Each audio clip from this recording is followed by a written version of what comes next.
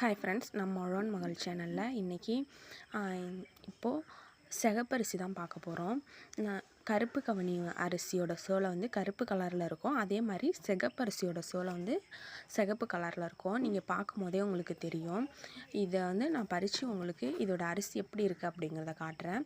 இது நார்மலாக எல்லா நெல்லை விட வந்துட்டு கொஞ்சம் குண்டு குண்டாக முத்து முத்தாக இருக்கும் இதோட நெல்.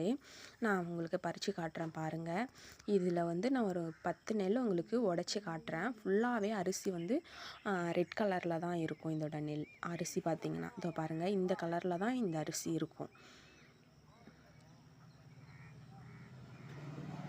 கருப்பு கவனி அரிசி வந்து கருப்பு கலரில் இருக்கும். அதோட சோலையுமே வந்துட்டு கருப்பு கலரில் தான் இருக்கும். இது சிகப்பரிசி சிகப்பு கலரில் இருக்குது பாருங்கள்.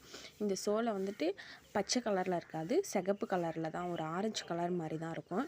என்னோடய வீடியோ உங்களுக்கு பிடிச்சிருந்துச்சுன்னா லைக் பண்ணி சப்ஸ்கிரைப் பண்ணிடுங்க. தேங்க்யூ.